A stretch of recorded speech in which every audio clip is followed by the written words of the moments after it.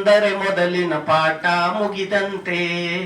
ಒತ್ತಕ್ಷರವಿದು ಅಂತಿಮ ಮೆಟ್ಟಿಲು ಭಾಷೆಯ ಗುರುತಿಸಲು. ಮತ್ತೇನಿದೆ ಮರಿ ಓದಿನ ಆಟಕ್ಕೆ ಈಗಲೇ ಶುರು ಮಾಡಿ, ನೀವು ಈಗಲೇ ಶುರು ಮಾಡಿ. ಇದನ್ನ ನಾವೇನ್ ಮಾಡ್ಬೇಕು ಅಂದ್ರೆ ಪ್ರತಿದಿನ ನಮ್ಮ ಮಕ್ಕಳುಗಳಿಗೆ ಹಾಡಿನ ಮೂಲಕ ಹೇಳ್ಕೊಡುವಂತ ಒಂದು ಪ್ರಯತ್ನ ಮಾಡ್ಬೇಕಾಗ್ತದೆ. ಪೋಷಕರಾದವರು ಮತ್ತೆ ಗಾಯಕರು ಎಲ್ಲರೂ ಕೂಡ ಈ ತರ ಮಾಡಿದಾಗ ಆಗ ಮಕ್ಕಳಿಗೆ ಅಕ್ಷರಗಳನ್ನು ಬಿತ್ತುವಂಥದ್ದು ಹಾಡಿನ ಮೂಲಕ ಬೇಗ ಕಲಿತಾರೆ. ಅದರಲ್ಲೂ ಕೆಂಪು ಕೋಟೆ ದಿಲ್ಲಿಯಲ್ಲಿ ಖಗಗನ್ಯ, ಚಂದಮಾಮ ಬಾನಿನಲ್ಲಿ ಛ ಛ ಜ ಜನ್ಯ, ಟಗರಿಗೆ 2 ಕೊಂಬು ಉಂಟು ಠಟಡಡನ, ತಾತನ ಗಂಟು ದಪ್ಪವಂತೆ ತತ ದದನ, ಪಾಪು ಮುಖವು ಸುಂದರವಂತೆ ಪಪ ಬಬಮ, ಯಾರಿಗುಂಟು ಯಾರಿಗಿಲ್ಲ ಎರಳ ವಶಸ ಸಾಲ. ಯಾಕೆ ಮಕ್ಕಳು ಹೇಳ್ಕೊಟ್ರೆ ಕಲಿಯಲ್ಲ? ಅದಕ್ಕೆ ದಯಮಾಡಿ ನೀವೆಲ್ಲ ನಾನು ಕೂಡ ಸರ್ ಜೊತೆಗೆ ಸೇರ್ಕೊಳ್ತೀನಿ. ನಾನು ಒಂದಿನ ಬರ್ತೀನಿ ನಿಮ್ ಜೊತೆಗೆ, ಖಂಡಿತ ಕನ್ನಡ ಕಲಿಸುವಂತದ್ದು ಆಗ್ಲಿ ಅಂತ ಹೇಳಿ. ನಡೆ ಎಣಿಸೋದು ಕಲಿಯೋಣ ಬಾರ, ಲೆಕ್ಕ ಹೆಂಗೈತೆ ಚೊಕ್ಕ ಬಂಗಾರ, ಲೆಕ್ಕ ಹೆಂಗೈತೆ ಚೊಕ್ಕ ಬಂಗಾರ. ಜಂಜನ ಜನ ಜನ ಜನ ಜನ ಜಂಜನ ಜಂಜನ ಜನ ಜನ ಜನ ಜನ ಜಂಜನ.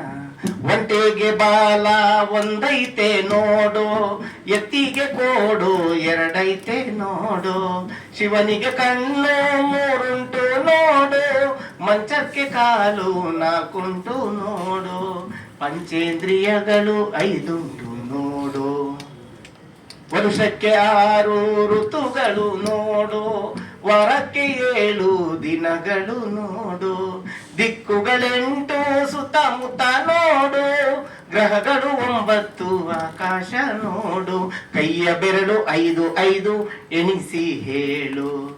ನಡೆ ಎಣಿಸೋದು ಕಲಿಯೋಣ ಬಾರ, ಲೆಕ್ಕ ಹೆಂಗೈತೆ ಚೊಕ್ಕ ಬಂಗಾರ, ಲೆಕ್ಕ ಹೆಂಗೈತೆ ಚೊಕ್ಕ ಬಂಗಾರ. ಜಂಜನ ಜನ ಜನ ಜನ ಜನ ಜಂಜನ ಜಂಜನ ಜನ ಜನ ಜನ ಜನ ಜಂಜನ. ಹೀಗೆ ಸಾಕಷ್ಟು ಹಾಡುಗಳಿದ್ದಾವೆ.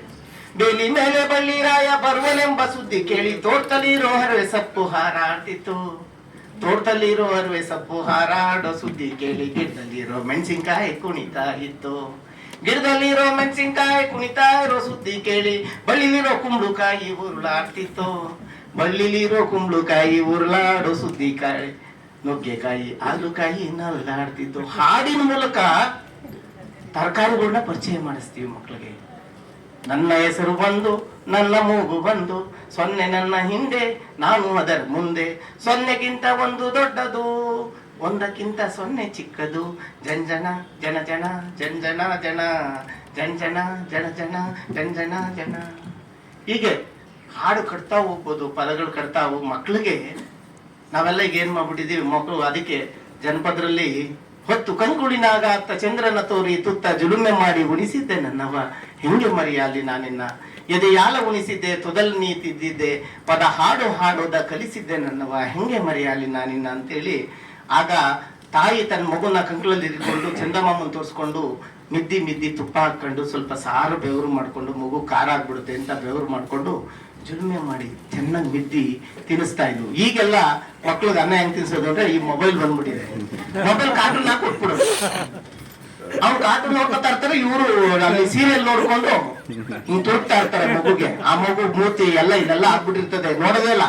ಇವ್ರಿಗೇನು ಅಂದ್ರೆ ಅಲ್ಲಿ ಸೀರಿಯಲ್ ಅಲ್ಲಿ ನಾನಿನ್ನ ಬಿಡಲಾರೆ, ಆಮೇಲೆ ಪುಟ್ಟಕ್ಕನ ಮಗಳು, ಈ ಸೀರಿಯಲ್ಗಳಲ್ಲಿ ಜಾಸ್ತಿ ನೋಡಿ. ಒಂದು ಮಾಧ್ಯಮನು ಕೂಡ ನನ್ನ ಮಗು ಏನಾಗ್ಬೇಕು, ನನ್ನ ಮಗು ಮುಂದಿನ ದಿನಗಳಲ್ಲಿ ಆಫೀಸರ್ ಆಗ್ಬೇಕಾ, ನನ್ನ ಮಗಳು ಮುಂದಿನ ದಿನಗಳಲ್ಲಿ IAS ಆಫೀಸರ್ ಆಗ್ಬೇಕಾ, KS ಆಫೀಸರ್, ಈ ತರದ್ದು ಚಿಂತೆ ಮಾಡ್ಲಿಕ್ಕೆ ನಮ್ಗೆ ಟೈಮ್ ಕೊಟ್ಟಿಲ್ಲ. ಎಲ್ಲ ಫ್ರೀ, ಒಂದ್ಸಲ ಕರೆನ್ಸಿ ಹಾಕೊಂಡ್ರೆ ವರ್ಷ ಪೂರ್ತಿ ಮಾತಾಡ್ತಾ ಇರು, ಯಾರು ಬೇಕಾದ್ರೂ ನೋಡ್ತಾ ಇರಿ ರೀಲ್ಸ್ಗಳನ್ನ. ಇದಕ್ಕೆ ನಾವು ಯೋಚನೆ ಮಾಡ್ಲಿಕ್ಕೂ ಕೂಡ ಬಿಡ್ತಿಲ್ಲ ಮೊಬೈಲು. ಅಂತಹ ಒಂದು ಪರಿಸ್ಥಿತಿಗೆ ಟೆಕ್ನಾಲಜಿ ಬೇಕು, ಆದ್ರೆ ತಂತ್ರಜ್ಞಾನದ ಜೊತೆಗೆ ಕೃಷಿನೂ ಬೇಕಲ್ವಾ. www.com ಅಂದ್ರೆ ಅನ್ನ ಆಗ್ಲಿ, ಆಹಾರ ಆಗ್ಲಿ, ಹಾಲು ಇವೆಲ್ಲ ಬಂದ್ಬೀಳ್ತಾವ, ನೀರು ಎಲ್ಲ ಬಿಡಕ್ ಸಾಧ್ಯನೇ ಇಲ್ಲ. ರೈತ ಬೆಳಿಬೇಕು, ಕೃಷಿನೂ ತಂತ್ರಜ್ಞಾನ ಎರಡು ಸಮಾನಾಂತರವಾಗಿದ್ದಾಗ ಈ ದೇಶದ ಬಂಡಿ, ಈ ರಾಜ್ಯದ ಬಂಡಿ, ಈ ಜಗತ್ತಿನ ಬಂಡಿ ಉರುಳುತ್ತದೆ. ಇಲ್ಲ ಅಂದ್ರೆ ಈ ರೂಮ್ ತುಂಬಾ ದುಡ್ಡಿದೆ. ಕೊರೋನಾದಲ್ಲಿ ನಾವೆಲ್ಲ ನೋಡಿದ್ವಿ, ಆ ಸಾಲು ಸಾಲು ಹೆಣಗಳು ಆಂಬುಲೆನ್ಸ್ ಅಲ್ಲಿ ನೋಡಿದ್ವಿ. ಈ ರೂಮ್ ತುಂಬಾ ದುಡ್ಡಿದೆ, ಏನ್ ಮಾಡೋದು? ದುಡ್ಡನ್ನ ಪೇಪರ್ ಹಾಕೊಂಡು ತಿನ್ನಕ್ಕಾಗತ್ತಾ? ಅದೇ ರಾಗಿ ಇದ್ರೆ, ಅದೇ ತರಕಾರಿ ಇದ್ರೆ ಅಲ್ವಾ, ಆಗ ಬೇಯಿಸ್ಕೊಂಡಾದ್ರು ಒಂಚೂರು ತಿನ್ಬೋದಲ್ಲ, ಹಸಿವನ್ನ ನಿಗಿಸ್ಕೋಬೋದಲ್ಲ. ಅನ್ನ ಇದ್ರೆ ಅನ್ನ ಮಾಡ್ಕೊಂಡು ತಿನ್ಬೋದಲ್ಲ. ಸೊ ಇವತ್ತು ದುಡ್ಡಿನಿಂದ ಜನರು ಓಡ್ತಿದ್ದಾರೆ. ದುಡ್ಡಿನಿಂದ ಓಡ್ಬಿಟ್ರಿ, ಮೌಲ್ಯಗಳಿಂದ ಓಡ್ರಿ. ಮೌಲ್ಯ ಕಲ್ತ್ಕೊಂಡ್ರೆ ಸಂಸಾರ ಬರ್ತದೆ. ನಾವು ಮೌಲ್ಯಗಳ ಅಳವಡಿಸ್ಕೊಂಡು ನಮ್ಮ ಮಕ್ಕಳಿಗೂ ಕೂಡ ಕಲಿಸೋ ನಿಟ್ಟಲ್ಲಿ ನಮ್ಮ ಹೆಜ್ಜೆಗಳನ್ನ ಹಿಡೋಣ ಅಂತ ಹೇಳ್ತಾ ನಿಮ್ಮೆಲ್ರಿಗೂ ಕನ್ನಡ ರಾಜ್ಯೋತ್ಸವದ ಶುಭಾಶಯಗಳನ್ನ ಹೇಳ್ತಾ, ಕನ್ನಡ ಎಂದರೆ ಬರೀ ನುಡಿ ಅಲ್ಲ, ಮುತ್ತಿನ ಮಣಿ ಸಾಲು. ಕನ್ನಡ ಎನ್ನಲು ನಿನ್ನ ಕೊರಳಲ್ಲಿ ಸಂಗೀತದ ಹೊನಲು, ಸಂಗೀತದ ಹೊನಲು. ಕನ್ನಡ ಎಂದರೆ ಬರೀ ನುಡಿಯಲ್ಲ, ಮುತ್ತಿನ ಮಣಿ ಸಾಲು. ಕನ್ನಡ ಎನ್ನುವ ಮೂರಕ್ಷರದಿ ಏನಿತೋ ಅರ್ಥವಿದೆ. ಕನ್ನಡತನವ ಮೈಗೂಡಿಸಿದರೆ ಬಾಳಿಗೆ ಸ್ವರ್ಗವಿದೆ. ಕನ್ನಡ ಎನ್ನುವ ಮೂರಕ್ಷರದಿ ಏನಿತೋ ಅರ್ಥವಿದೆ. ಕನ್ನಡತನವ ಮೈಗೂಡಿಸಿದರೆ ಬಾಳಿಗೆ ಸತ್ವವಿದೆ. ಕವಿ ಕೋಗಿಲೆಗಳು ಹಾಡಿವೆ ಎಂದರೆ ಕನ್ನಡದೇ ಮೊದಲು. ಹಾಡಲು ಸೊಂಪು, ಕೇಳಲು ಇಂಪು, ಇಲ್ಲ ಇಲ್ಲಿ ಅಳಲು, ಇಲ್ಲ ಇಲ್ಲಿ ಅಳಲು. ಕನ್ನಡ ಎಂದರೆ ಬರೀ ನುಡಿಯಲ್ಲ, ಮುತ್ತಿನ ಮಣಿ ಸಾಲು. ಕನ್ನಡ ಎನ್ನಲು ನಿನ್ನ ಕೊರಳಲ್ಲಿ ಸಂಗೀತದ ಹೊನಲು, ಸಂಗೀತದ ಹೊನಲು. ಕನ್ನಡ ಎಂದರೆ ಬರೀ ನುಡಿಯಲ್ಲ, ಮುತ್ತಿನ ಮಣಿ ಸಾಲು. ದೇವಿ ಶಾರದೆಯ ಭಾಷೆಗಳಲ್ಲಿ ಕನ್ನಡವೇ ಮೊದಲು. ಹಲವು ಭಾಷೆಗೆ ಒಲವು ತೋರಿರೆ ಕನ್ನಡಕ್ಕೆ ಮಿಗಿಲು. ದೇವಿ ಶಾರದೆಯ ಭಾಷೆಗಳಲ್ಲಿ ಕನ್ನಡವೇ ಮೊದಲು. ಹಲವು ಭಾಷೆಗೆ ಒಲವು ತೋರಿರೆ ಕನ್ನಡಕ್ಕೆ ಮಿಗಿಲು. ಕನ್ನಡ ನೆಲದಲ್ಲಿ ಹುಟ್ಟಿದೆ ಎಂದರೆ ಹಿಂದಿನ ಪುಣ್ಯ ಫಲ. ಕಾವೇರಿ ಜಲ ಕುಡಿದೆ ಎಂದರೆ ಅಮೃತ ಕೆಲ್ಲಿ ಬಲ, ಅಮೃತ ಕೆಲ್ಲಿ ಬಲ. ಕನ್ನಡ ಎಂದರೆ ಬರೀ ನುಡಿಯಲ್ಲ, ಮುತ್ತಿನ ಮಣಿ ಸಾಲು.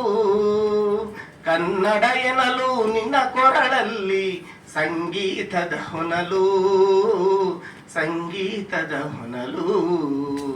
ಕನ್ನಡ ಎಂದರೆ ಬರೀ ನುಡಿಯಲ್ಲ, ಮುತ್ತಿನ ಮಣಿ ಸಾಲು. ಕನ್ನಡವೇ ಸತ್ಯ, ಎಲ್ರು ಹೇಳಿ, ಕನ್ನಡವೇ ಸತ್ಯ, ಕನ್ನಡವೇ ನಿತ್ಯ. ಕನ್ನಡವೇ ಸತ್ಯ, ಕನ್ನಡವೇ ನಿತ್ಯ.